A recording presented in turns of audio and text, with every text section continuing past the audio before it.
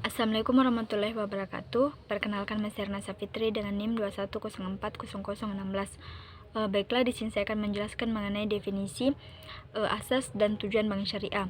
Nah, bank syariah itu sendiri adalah suatu bank yang beroperasi sesuai dengan prinsip-prinsip syariah yang telah ditentukan, yang dimana implementasi prinsip-prinsip inilah yang menjadi pembeda utama.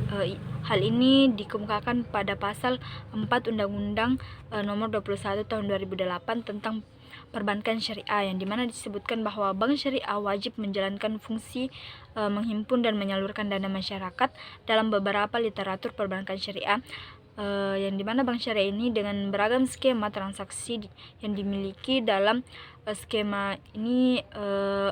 Dalam skema non-riba memiliki setidaknya 4 fungsi, yaitu fungsi pertama itu ada fungsi manajer investasi, yang dimana fungsi ini dapat dilihat pada segi penghimpunan dana oleh bank syariah, khususnya dana mudharabah.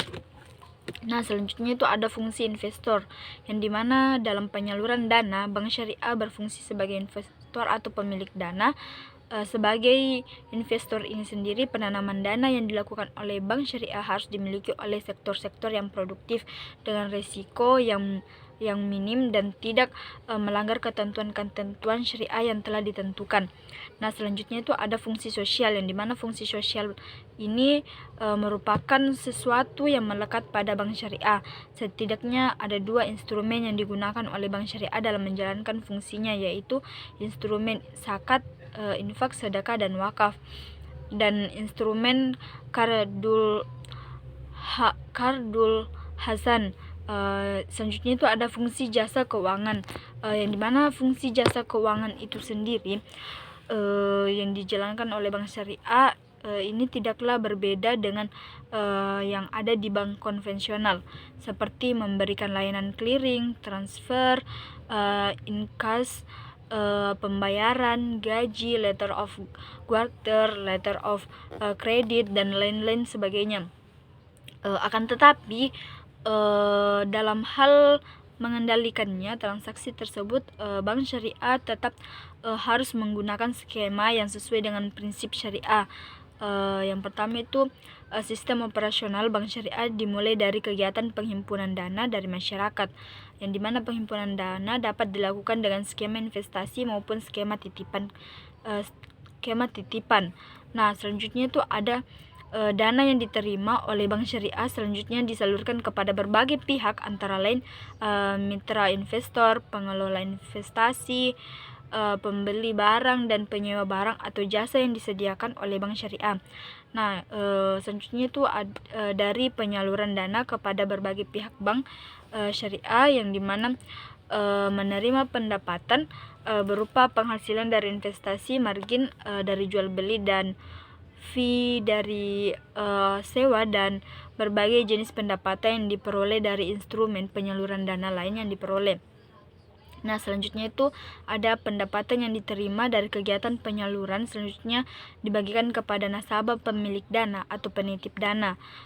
Penyaluran dana kepada pemilik dana bersifat wajib sesuai dengan porsi bagi hasil yang telah disepakati. Nah, yang kelima itu ada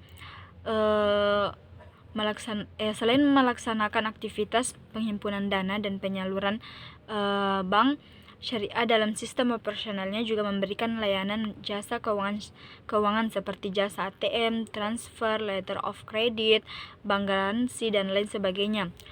Prinsip penghimpunan dana yang digunakan dalam bank syariah itu ada 2, yaitu prinsip wadiyah dan prinsip mudharabah.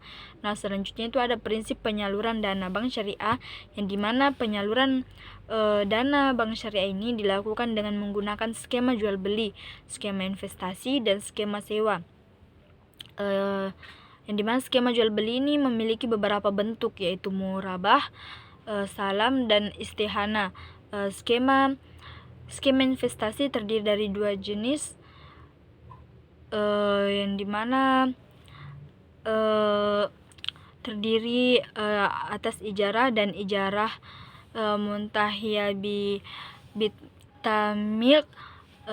Nah, sedangkan pelaksanaan fungsi jasa keuangan perbankan dapat menggunakan prinsip-prinsip transaksi syariah yang telah difatwakan oleh DSN yang dimana beberapa prinsip itu adalah prinsip wakalah, kafalah, sarf, dan ijarah. Mungkin itu saja yang bisa saya sampaikan. Kurang dan lebihnya mohon dimaafkan. Wabillahi taufiq wal hidayah. Wassalamualaikum warahmatullahi wabarakatuh.